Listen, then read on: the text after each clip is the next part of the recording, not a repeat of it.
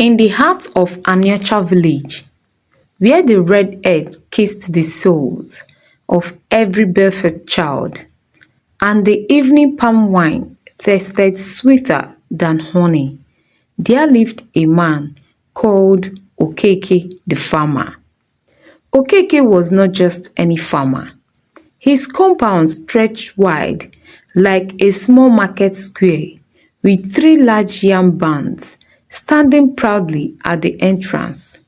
Each barn was full that even after harvest ended, he still had enough yam to feed strangers who came to his gate. His goats bleated in plenty, his chickens scattered everywhere, and he had two fat cows tied under a large udara tree. People often said, if wealth is measured by yam, then Okeke is richer than a king. He had three wives, Nneka, the eldest, whose hands were always covered with flour from pounding fufu, Ngozi, the second, whose laughter rang like a bell, and Uju, the youngest, whose beauty still made men whisper when she passed by the stream. But then, between them, Okeke had five strong daughters: Adaeze, Nkem, Ifunanya, Obiageli, and little Kosiso. But among all his blessings, there was one gap, one painful absence that weighed on his shoulder: no son. In Igbo land, wealth without a son was like a basket filled with water, impressive to see, but empty when you look closely. A son was the one to carry the father's name, inherit the staff of lineage, and speak for him in the gathering of ancestors. Without a son, it was whispered, a man's compound becomes cold after his death. Okeke knew this. He tried not to show his sadness, but when the moon was bright and his daughters were asleep, he would sometimes sit outside, sipping palm wine, and sigh deeply. His friend, the palm wine tapper, once told him, Okeke, you have daughters as beautiful as the morning sun. Why worry about a son? Okeke only smiled weakly. In his heart, he knew the truth. When he joined the ancestors, his daughters could not break kola in his name, nor pour libation to the gods on his behalf. The Umunna, his kinsmen, would say it was against custom. Years passed, and his wealth grew. His daughters became hard-working women, always helping in the farm, always bringing him pride. Adaeze, the eldest, was especially bold. She often told her father, Papa, do not fear. I will stand where any son should stand. I will carry your name on my shoulders. Okeke would laugh softly and tap her shoulder. Wham! Wham! You do not know the weight of tradition. A woman cannot carry the offer staff. A woman cannot break kola before the Umunna. Our people will not hear it. But Adaeze never agreed in her heart. She believed that love and loyalty were stronger than any custom.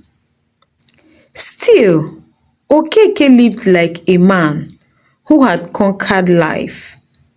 He wore white wrappers on market days, tied his goat skin bag across his chest and spoke with the wisdom of an elder.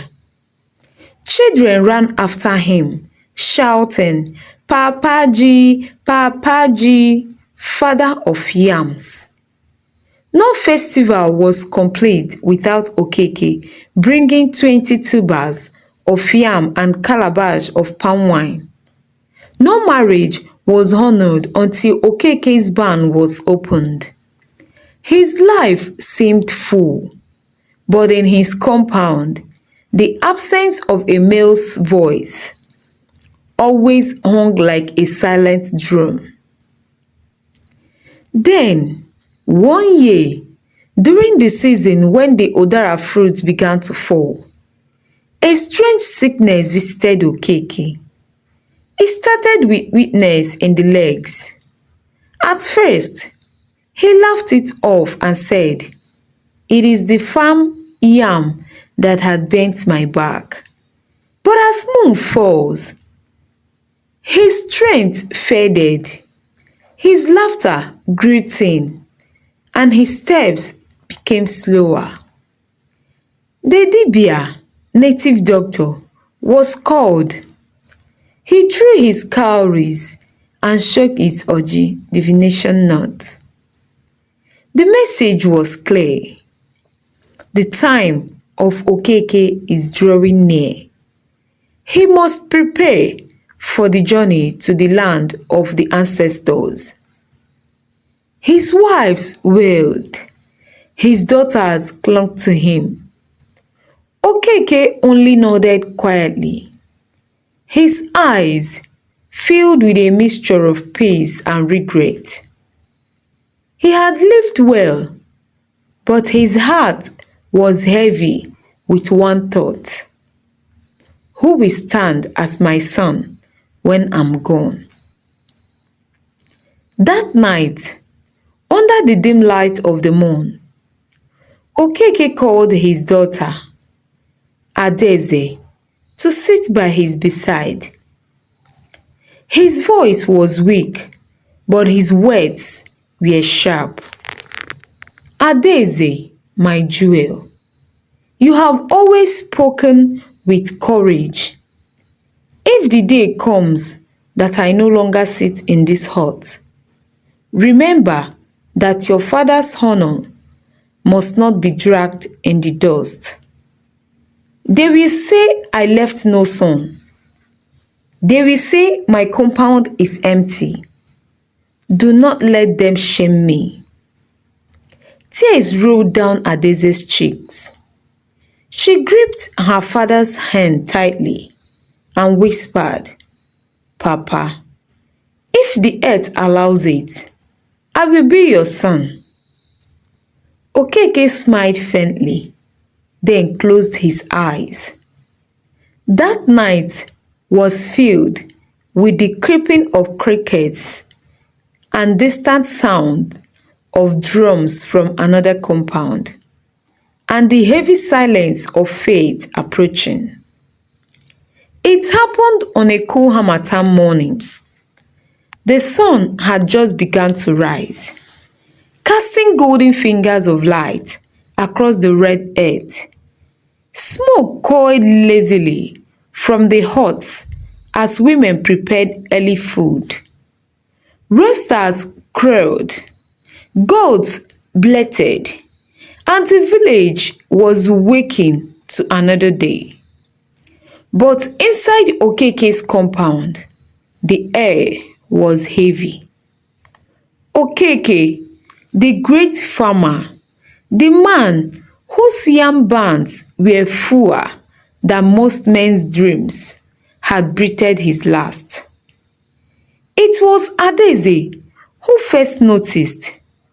She had come to bring him warm water to wash his hands, but when she entered the hut, she found her father lying still.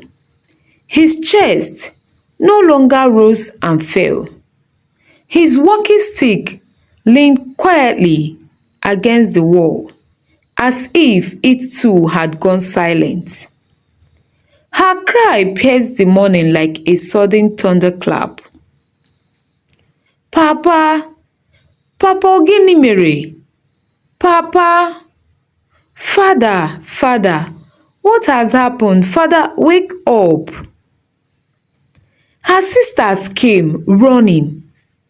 Soon, the wives entered, wailing with high-pitched cries that shook the compound.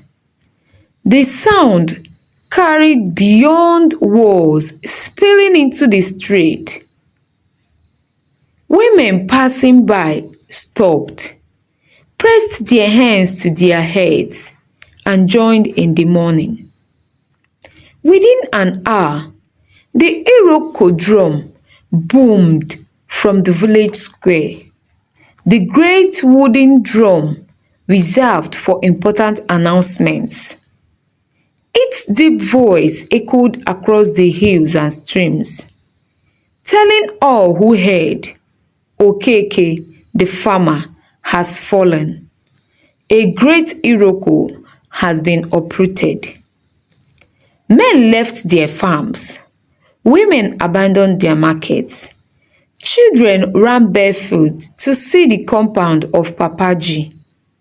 Soon, the place was filled with people, some weeping, some whispering, all eager to witness the mourning of a man who had been both rich and respected. The wives rolled in the dust, their wrappers torn, their hair loosened. The daughters clung to each other, their eyes swollen with tears. Adaeze knelt beside her father's body, refusing to let anyone cover him until the elders arrived. By evening, the Umunna, Okeke's kinsmen, gathered. They were men with grey beards and strong voices, men who carried the weight of tradition on their shoulders.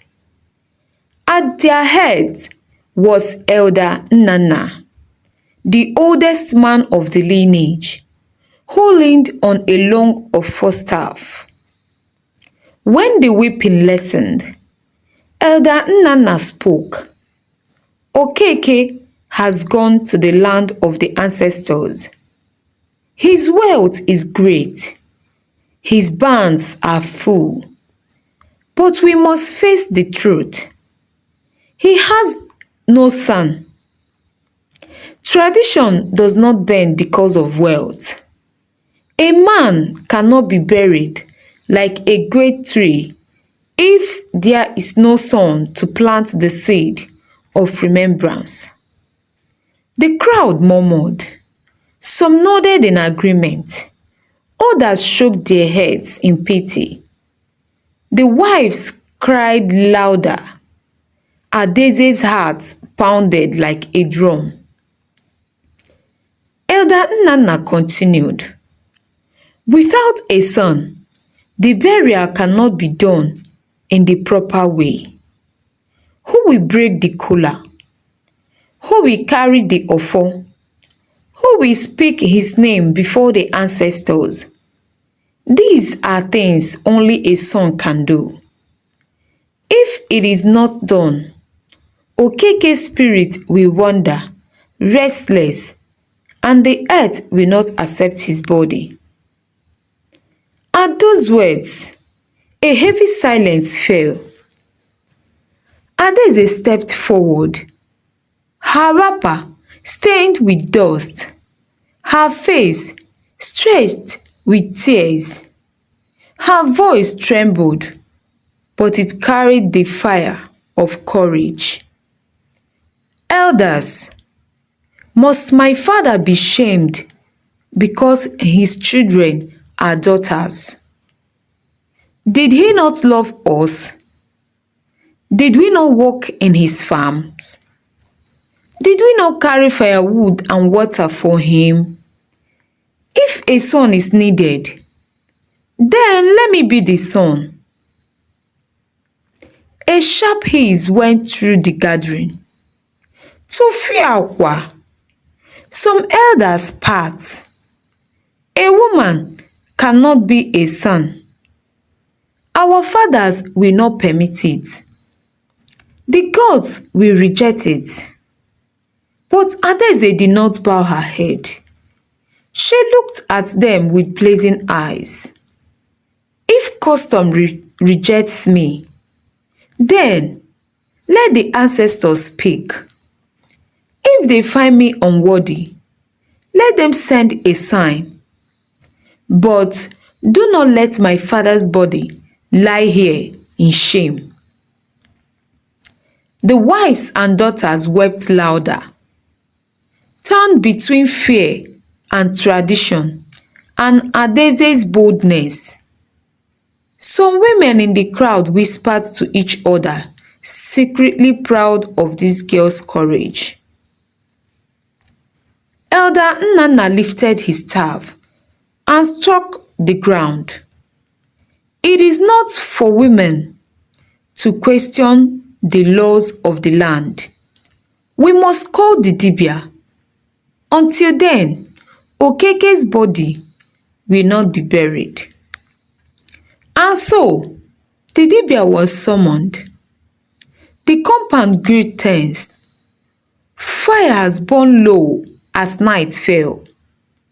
People sat in groups, whispering about what would happen next. The gods bleated. The moon rose. The body of Okeke lay in silence, while the question hung heavily in the air. Who will stand as the son for Okeke? The next morning, the compound of Okeke was filled to the brim.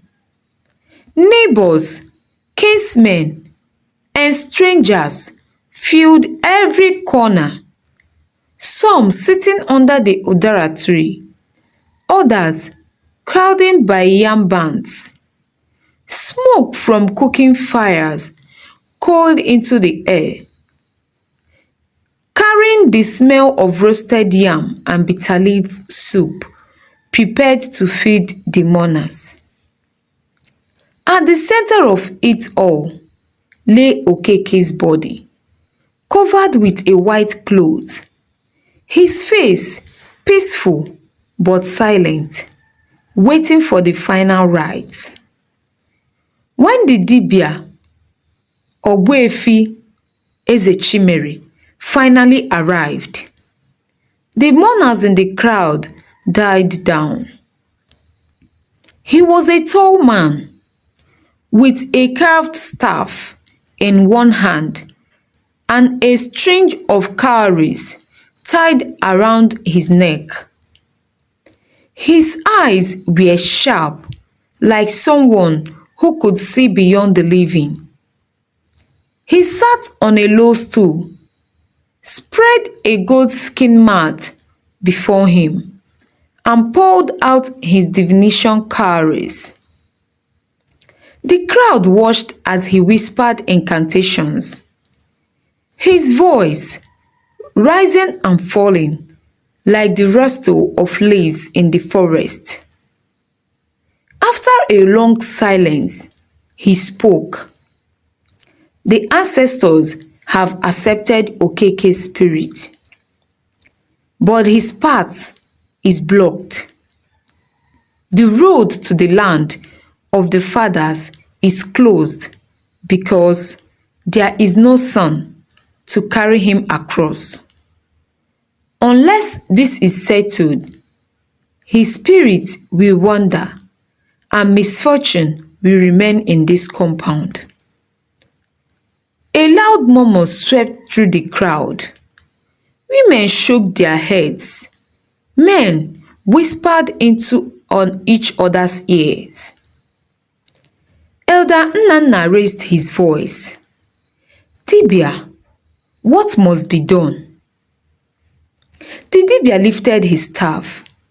3 things must be done before Okeke can be buried.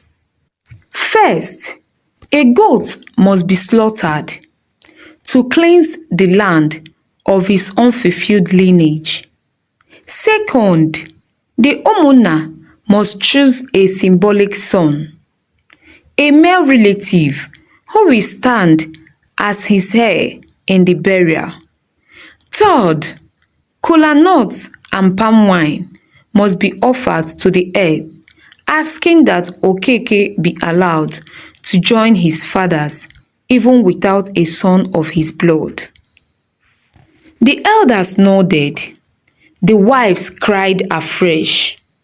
But Adaeze stepped forward, her eyes blazing. And what of me? Am I not my father's child? Must we pretend he had no children simply because we are daughters? If a son is needed, let me do it. Cabs rippled through the crowd. Some women clapped their hands over their mouths in shock. Elder Nnanna struck his staff against the earth. Tofiakwa, Tofiakwa, a woman cannot pour liberation. A woman cannot hold the ofo. If you attempt it, the ancestors will reject you, and disaster will fall on this house. But Adaeze did not flinch. She dropped to her knees beside her father's body, laid her hand gently on his chest, and spoke in a trembling but strong voice.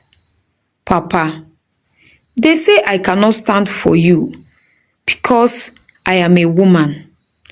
But if love is what binds the living and the dead, then let my love be enough.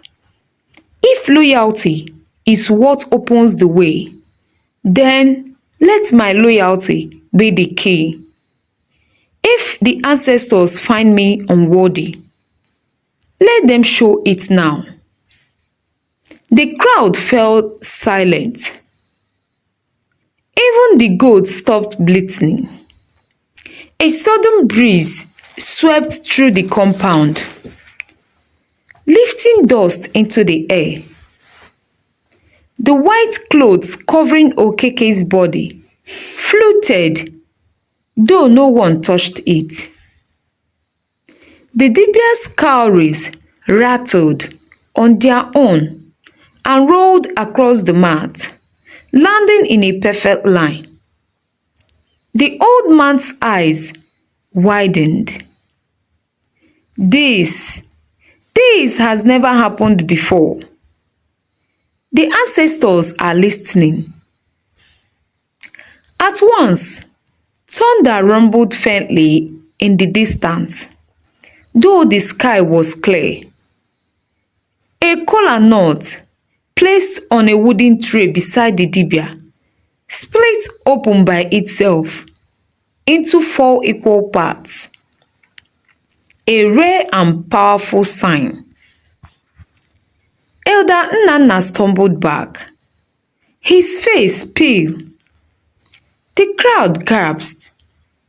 Some women fell to their knees, whispering prayers.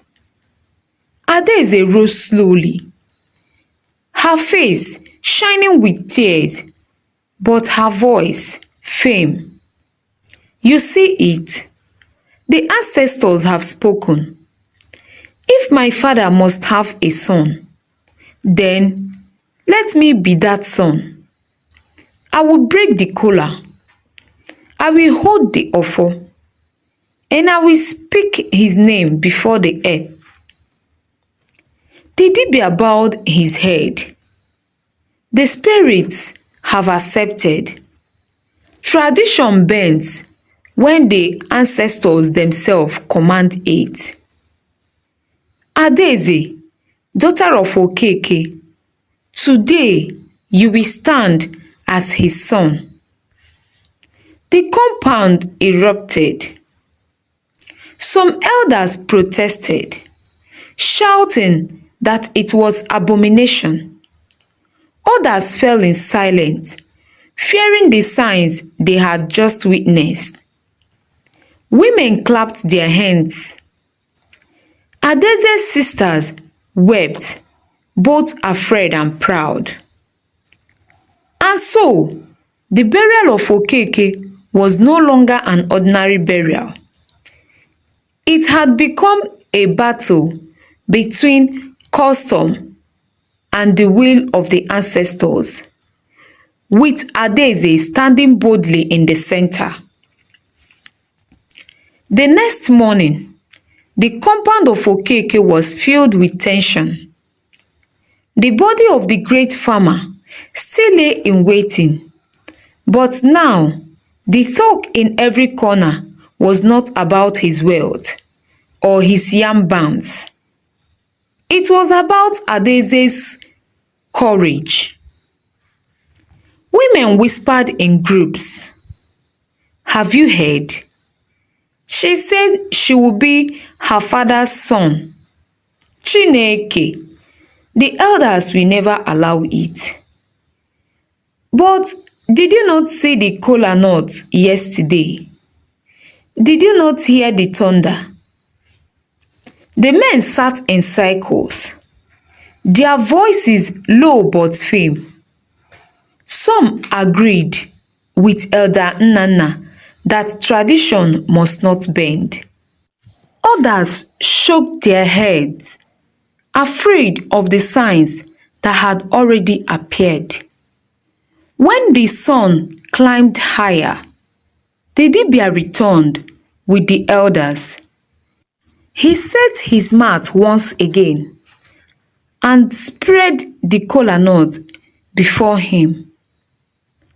Today, the way must be opened for Okeke's spirit.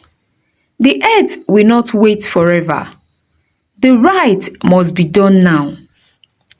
Elder Nnanna rose, his voice strong.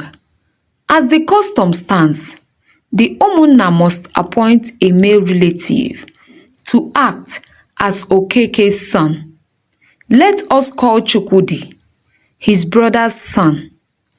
He will break the kola and carry the offo. The crowd murmured in agreement until Adaeze stepped forward. She tied her wrapper firmly, straightened her shoulders, and walked to the center where the kola nut and palm wine had been placed. Her sisters followed behind her, standing with heads high. Even her mother, Nneka, wiped her tears and whispered, "Adaeze, you are truly your father's child." Adaeze faced the elders. "Elders of my father's people, you know the truth. My father loved his land. He fed this land. He honored this land. Yet, because he has no son, you say he cannot be buried with dignity. I will not allow it. If a son is what is required, I will be that son. The ancestors themselves showed their signs yesterday. Will you argue against the spirits?" The elders shouted in protest, "Abomination! Aru! A woman breaking kola! Impossible! It has never been done. Our fathers will raise in anger." But the Dibia lifted his hand. His voice was calm but heavy. "The spirits have already spoken. Let her try. If she is unworthy, the earth will reject her at once." The compound grew silent. Adaeze knelt before the wooden tray, her hands trembling as she picked up the kola nut. She lifted her face to the sky and spoke with a steady voice. "Chukwu, ancestors of Aniocha, fathers of my father, I call you. Here is your son, Okeke. Do not let his spirit wander. Accept him as you accept all great men. And if I'm unworthy to stand in his place, let the kola show it. She cracked the kola nut with her hands. The crowd gasped. The nut broke cleanly into 4 perfect pieces, the highest sign of acceptance in Igbo tradition. At that very moment, a cool breeze swept through the compound, rustling the leaf of the udara tree. The white clothes covering Okeke's body lifted and fell gently, like a man breathing his last sigh of relief. The Dibia's eyes widened. He raised his staff. The ancestors have accepted her. This is not the doing of man. This is the will of the spirits. Cries of shock filled the compound. Some women fell to the ground, praising the gods. Others clapped their hands in wonder. The daughters of Okeke wept loudly, their tears falling like rain, but now mixed with pride. Still, a few elders resisted.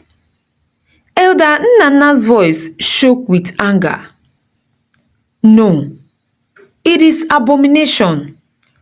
Even if the kola breaks, even if the wind blows, a woman cannot carry the offo.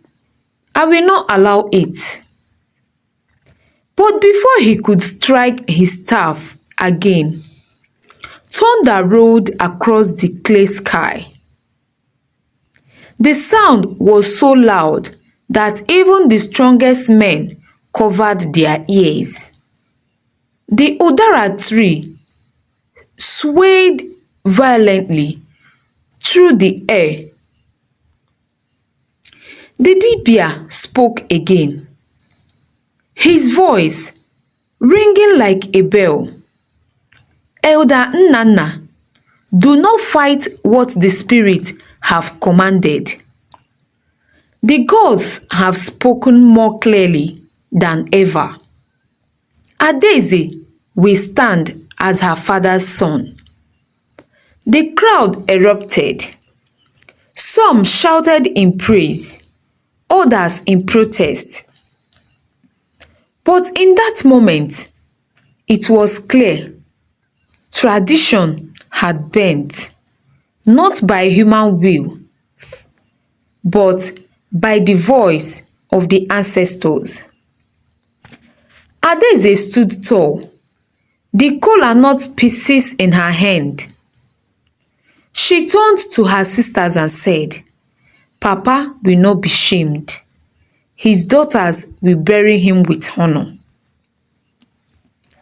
The women of the village broke into high-pitched song, a sound of the victory and defense.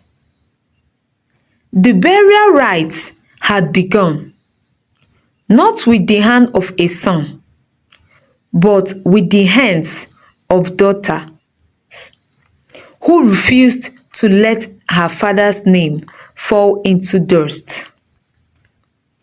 After the thunder rolled and the Dibia's voice declared the will of the spirit, the compound of Okeke did not remain silent. That evening, people sat in small groups, talking in low tones, their faces mixed with fear, respect, and curiosity. The news spread like wildfire from Anyocha to neighboring villages. Everyone now spoke of the daughter who became a son. Some came out of disbelief. Is it true that the kola broke into 4? Did the thunder really answer her words? Others came with secret admiration. Okeke's blood runs strong in that girl. She is indeed a lion's child. By dawn, the compound was full. Relatives arrived from far places, bringing goats, palm wine, yam tubers, and clothes for the burial. According to Igbo custom, a man like Okeke could not be buried like an ordinary man. He was a great farmer, a man who had fed the land. His burial had to show his honor. The Omona kinsmen met again. This time, though some still grumbled, they could not deny the signs of the spirit. Elder Ofebu, the eldest man, stood and said, "Whether man likes it or not, the spirit have chosen Adaeze. Adaeze will carry the ofo. She will stand as the sun, but remember, the rites must be done completely. If one step is missed, Okeke's spirit will not rest." The dibia nodded. Tomorrow at dawn, the cleansing will be performed. A goat will be slaughtered. Palm wine will be poured. The masquerades will dance. And then the earth will open for Okeke.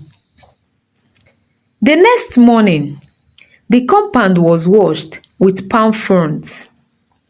Women swept every corner, their brooms moving like restless spirits.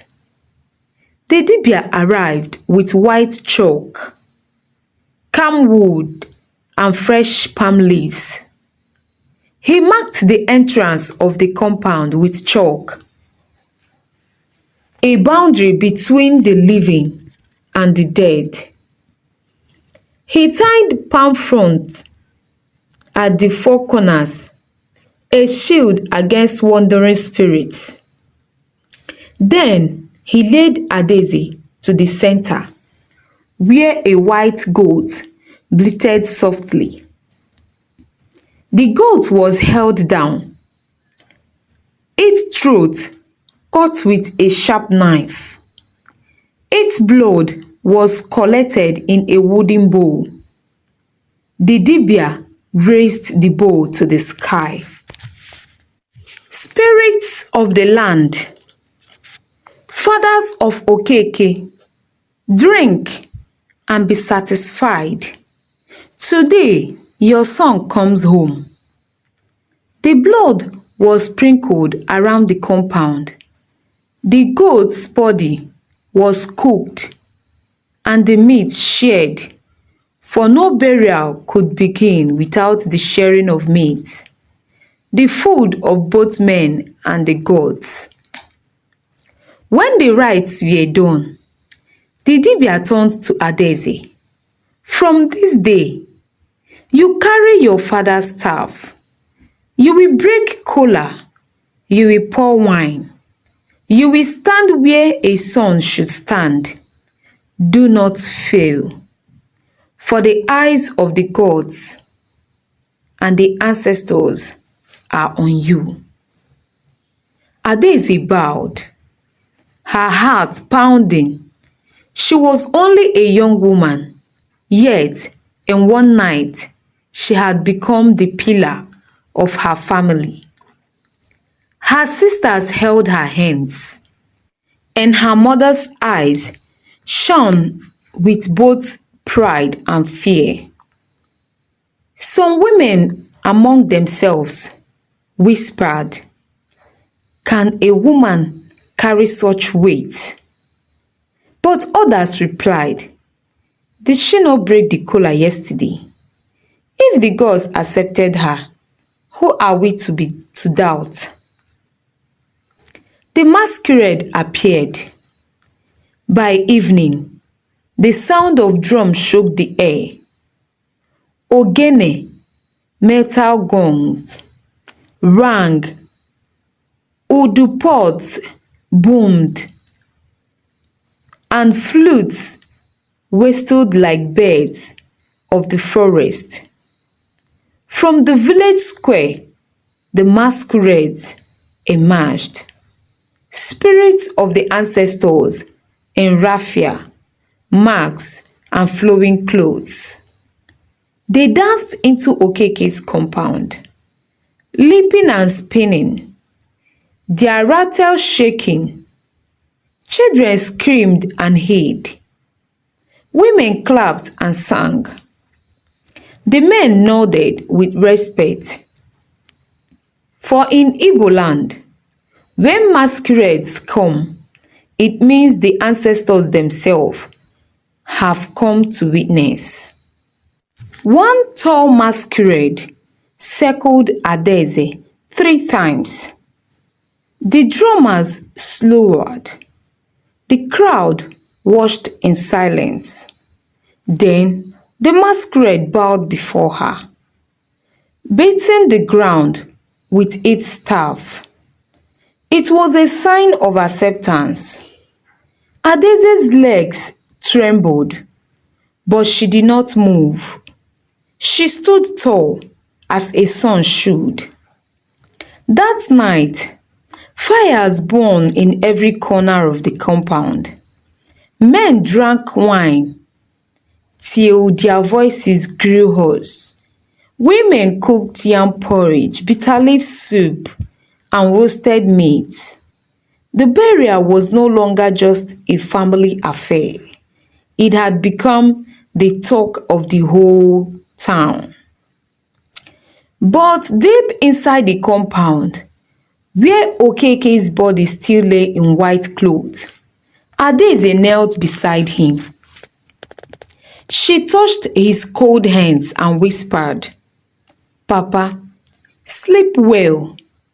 Tomorrow we will return you to the earth with honor. I promised you will not be shamed." The day of Okeke's burial dawned bright and heavy. From the east, the sun rose slowly, casting long golden rays across the compound, where the body of the great farmer still rested.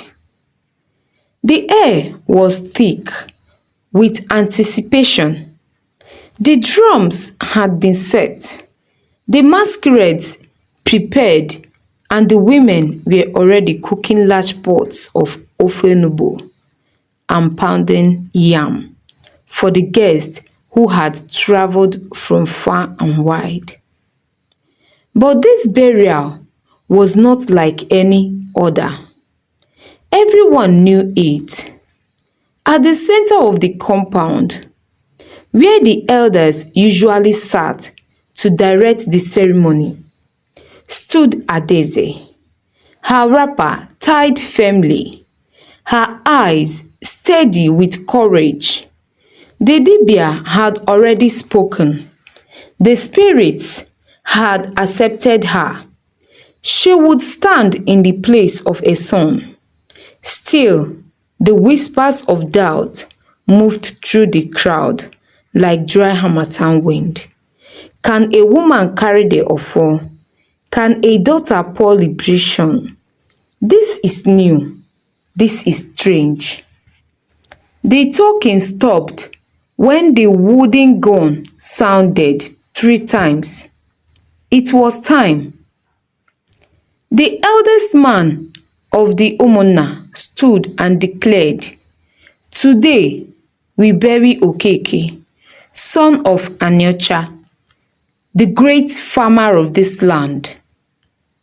The ancestors have chosen his daughter to stand in the gap of a son. Let it be so." The masquerades danced. The drums thundered. Adaeze, holding the offer staff, poured wine on the earth and spoke with a voice that carried through the compound. Ancestors, here is your son, Okeke. He farmed the earth well. He honored you well. Do not let his spirit wander. Accept him and let his name remain in this land. A cool breeze swept through the compound once again. Even those who had doubted felt silent. It was as though the land itself nodded in agreement. The rites were performed. The body was lowered with dignity. And the final song were sung. Women wailed in the traditional way. Men chanted praise names. And the masquerade escorted the spirit of Okeke to the world beyond. When it was over, Adaeze stood with her sisters. She was tired, but her head was high. The crowd looked at her differently now. Even those who once mocked her now bowed their heads. The Dibia spoke the final words. Let it be known in Aniocha that the earth does not reject a child because she is female. It is men who do so, but the gods see all children as the same. There was silence in the compound. Then, as if on cue, the women of the village began to sing. Nwaanyị bụ ike, a woman is strength. Nwaanyị bụ ndụ, a woman is life. The men joined in, clapping, their voices rising into the sky. That day, a story was born. The story of the daughter who became a son, not because she changed who she was, but because she refused to let her father's name be shamed. And so, it was told from generation to generation that nature accepts every child, male or female. It is only people who create walls where the spirit have built none. This story is a folk tale. It is not a direct representation of the exact burial tradition of the Igbo people, but a tale told to teach wisdom and spark reflection. If you enjoyed this story and want more exciting cultural field folk tales, please like this video, subscribe to this channel, and stay tuned for more fun-filled stories that will educate and entertain you. Thank you so much for watching. Bye.